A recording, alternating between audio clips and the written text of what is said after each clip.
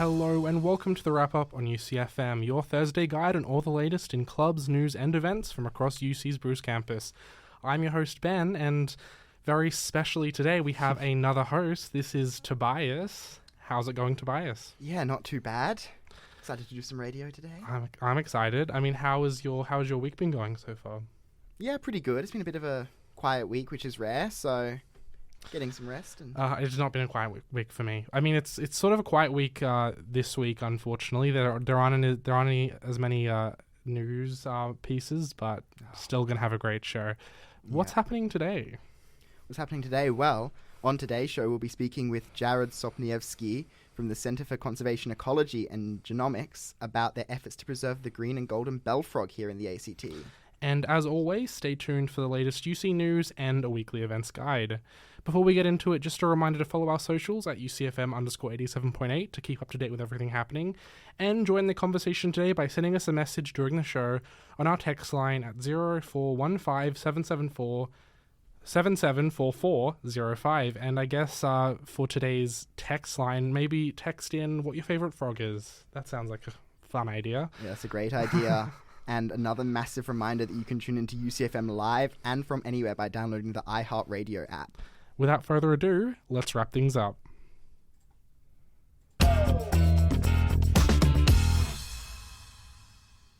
Now, to start this week's show, we're joined by Jarrod Sopniewski, a postdoctoral research fellow from the Centre for Conservation and Conservation, Ecology and Genomics. Sorry about that, Jarrod. So just to start us off, tell us about your recent work releasing frogs into the ACT. Hey, thanks for having me today. My job is all about frogs. And a lot of people don't really know this, but frogs all around the world for the last 50 years, we've had a lot of species severely decline and even become extinct in some cases, largely due to this invasive fungus called chytrid fungus. It's wiped a lot of frogs out, including the green and golden bell frog, which used to be one of the most common frogs in the ACT and sort of the southeast of Australia. But it only exists in a few parts now. It's disappeared from about 90% of its range. But we're working on some ways to try and bring it back to Canberra. Yeah, and how long have you guys been working on fighting this fungus? Yeah, so the fungus started to spread in the sort of late 1970s, and it took a few years for researchers to work out what was happening. But it's been such a global issue that since we've worked out what it was, there's been many people all over the world sort of working on trying to fight this problem. But it's really hard because once a fungus is in the environment, you can't really get rid of it. But there's been some interesting researchers working on sort of innovative solutions, and my boss has been working on a few particular ways to do with this species for the last 10 to 15 years now. We've actually just reached a point where we're starting to implement these ideas that he's been working on. Oh, that's fantastic to hear that there's some hope for the frogs. But is there some particular cause behind the fungus and its spread? Yeah, so it's a naturally occurring fungus. It originated in sort of Southeast Asia, we think, in the Korean Peninsula. But in the sort of 70s and 80s, we had a lot of unmitigated spread of pets around the world. So a lot of the hypothesis is that just shipping amphibians around the world to use as pets spread this fungus. And it's got to every continent except Antarctica now. And any of the frogs that haven't evolved to go with this fungus basically can't deal with it. So, across the world, we've had over 500 species decline from this fungus now. Yeah, and how hopeful are you for the current efforts, I guess, compared to previous things that you guys have tried to implement? Yeah, so for a lot of frogs that have disappeared, it's really hard to know what to do because you try to put a frog back where it used to live, but the fungus is still there, so it just disappears again. But there's some clues that have started to emerge about this fungus. We know that where frogs still persist, they're quite warm areas. Often they're quite salty areas near the coast as well. So that's given us a chance to sort of exploit those seeming mismatches. So that fungus doesn't seem to like hot and salty among some other things. So there's an idea now that if we can provide frogs with some refuge from other conditions, so some places that are warmer than the rest of the environment or some places that are saltier, they might be able to persist with the fungus because the fungus can't thrive in those refuges. Yeah, and tell me how the actual day went where you released these frogs into the ACT. Yeah, so just to backtrack a little bit, I guess, in terms of when I talk about providing these refuges, we've sort of spent the last 12 months now at 15 different places around Canberra getting some sites ready to host bell frogs. So we're providing those refuges. So what that looks like is we've built a lot of frog saunas. So they're just piles of black bricks. They sit under a greenhouse kind of structure, and they just get nice and warm during sunny days. So even though the temperature outside might be between 10 and 20 degrees, which is perfect for the fungus, these frog saunas are sitting closer to 30, which a lot of frogs actually really like and the fungus can't handle. We've also put in some little pools for frogs, so dug holes around the edges of bigger wetlands. And the good thing about those little pools is that we can add salt to them. So even though we're inland, there's no salt in the natural environment, we can provide these sort of salty plunge pools for the frogs to hang out in. So yeah, we've spent over a year sort of getting that ready, and then, about 2 months ago now, across those 15 sites, we let over 400 of these frogs go. So we've bred these frogs up on UC campus. They've come originally from the Newcastle and the Sydney areas, so they're some of the spots where these frogs still persist. But yeah, they haven't been in Canberra for about nearly 50 years now. But yeah, 2 months ago, we let them back. Yeah. And I mean, you mentioned getting the frogs from Newcastle. Do you guys sort of have a more local focus, or do you have maybe a more national focus on fighting the fungus, or even global? Yeah, so our immediate plans are to try not just to bring this frog back to Canberra, but to show that it can be done. So like I said, globally, there's 500 species that are affected by this fungus that have disappeared from places they used to be. And there hasn't been a silver bullet to sort of help these frogs come back. So by using this frog as a sort of case study, we might be able to show how this can be done elsewhere. So, all things going well, this project starts in Canberra. It expands to other places the green and golden bell frog used to be. Potentially this works for other species as well and can be adopted throughout Australia and even around the world. Yeah, and I guess a little bit of more of a personal question. How did you sort of first get involved in helping these frogs?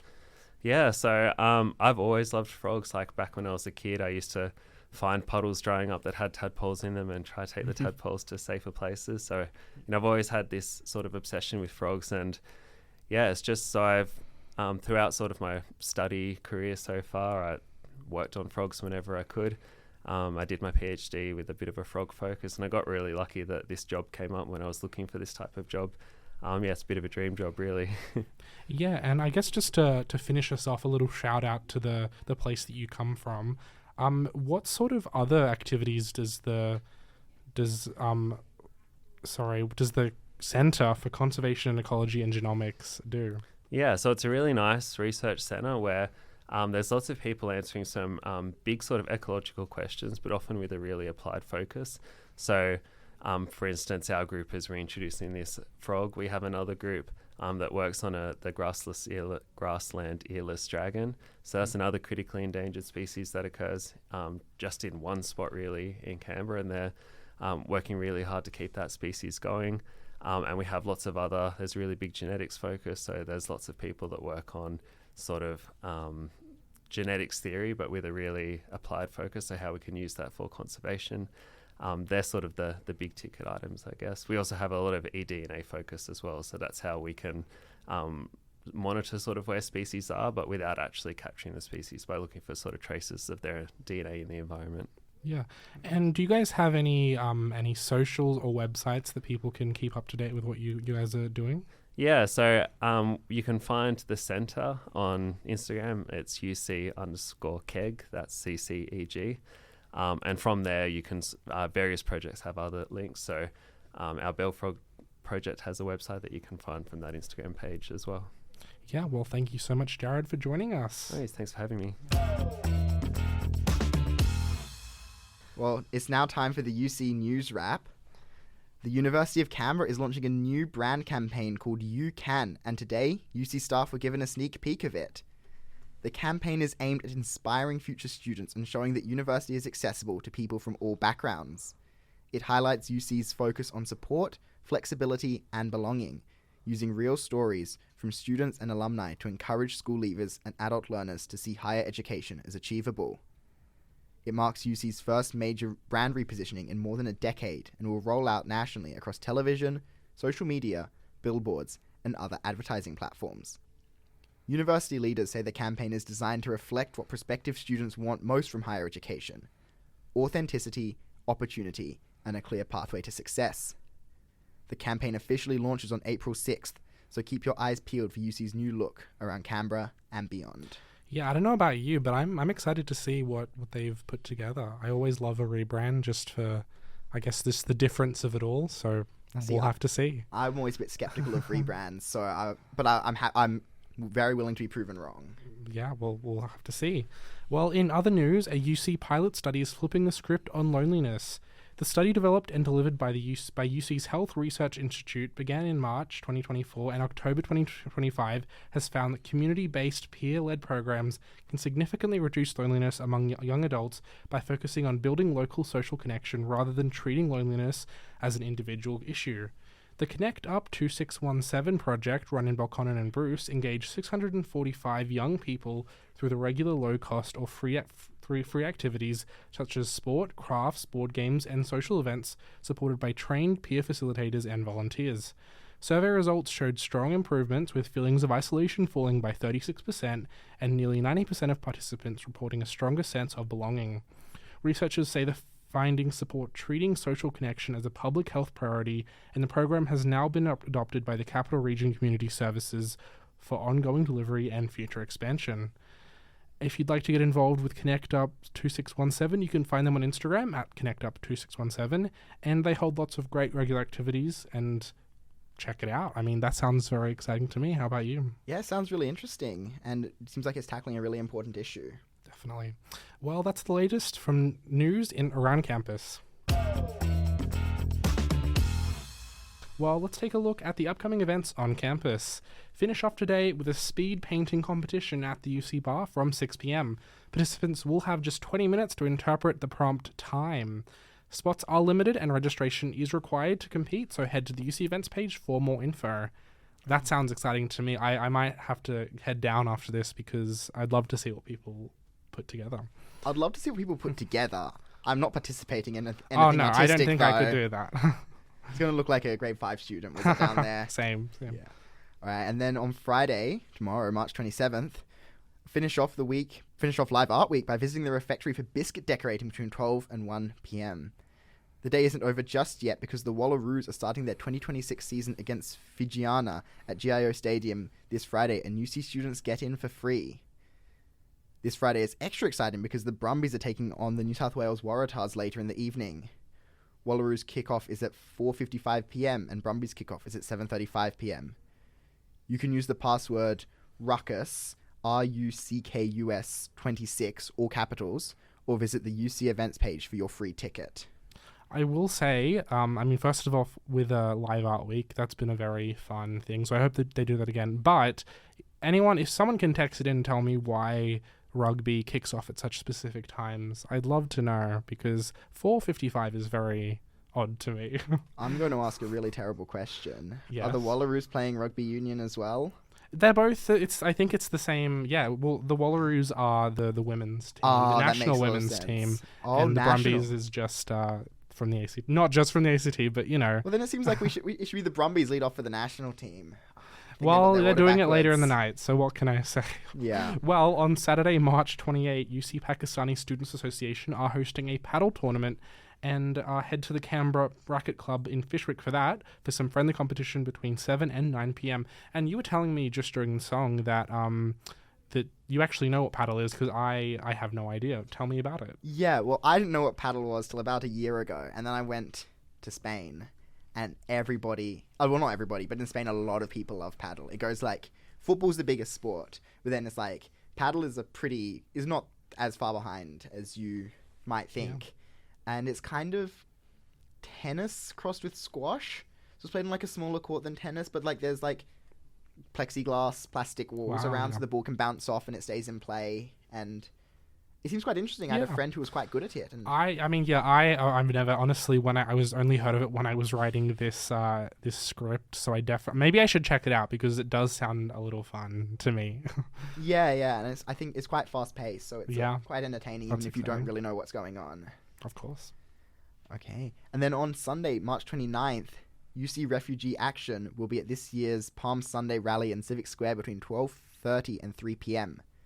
The Palm Sunday Rally for Refugees is an annual event where people gather to voice their support for refugees. The message from UC Refugee Action is, refugees and migrants are welcome here, and UC students, staff, and alumni are all welcome to attend. Yeah, and on Monday, March 30, last week's crochet must have been a hit because UCX is once again hosting crochet on the UC concourse from 10 a.m. to 12 p.m.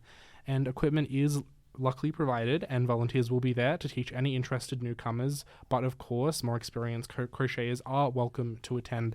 I don't know about you, but I'm very new at crochet. I have done it a little bit, but I mean, how well are you at the art? Well, my grandmother really tried to teach me many years back when I was, in high school.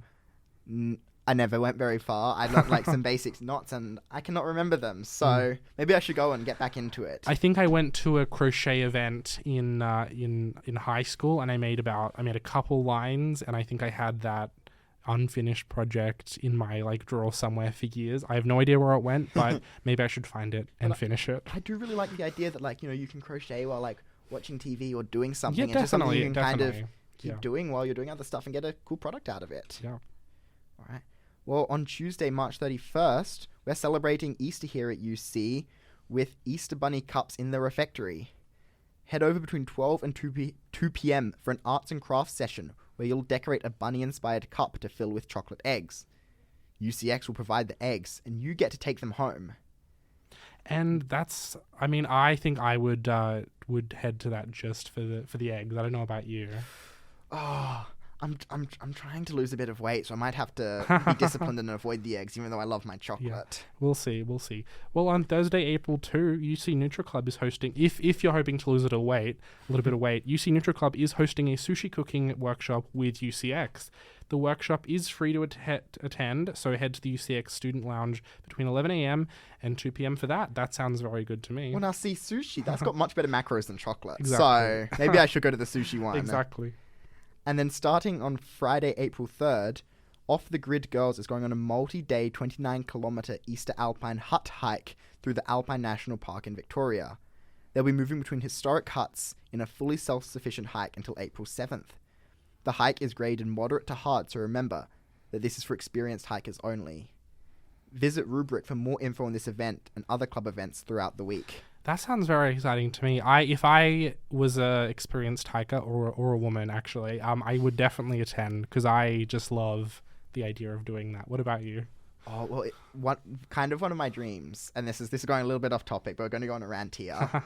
One of my dreams is to cycle from Canberra to Brisbane and do 100 kilometers. Has anyone ever done that before? Absolutely, people have definitely done it. Sure, and I just love the idea of stopping for a couple of days in a country town at the local pub, getting a pint every night with the locals, and then you keep cycling. And this sounds awesome. How long do you think that would take? Okay, I think about 1,200 kilometers. So 12 days of actual cycling, roughly, maybe 15, and then another 2 weeks of staying around in town. So I reckon a month. Oh, wow. Hey, if you ever decide to do that, let us know. So I guess UCFM will cover your journey. Yeah, UCFM can be our journalism alumni. Exactly. Yeah. Well, that's what's happening around UC. Make sure to check out the UC events page and UC socials for more info on these events and to find out what else is happening around campus. And sadly, that's all we have time for today, but thanks for joining us on the wrap-up. You can listen to this episode and past episodes of The Wrap-Up on our website, ucfm.com.au, or find the podcast version wherever you get your podcasts. And there's always something happening around campus, so make sure to keep an eye out on socials and the Student Bulletin. Don't forget to follow our socials at UCFM_87.8. And we'll be back again next week to keep you up to date with what's going on around UC. But until then, that's a wrap.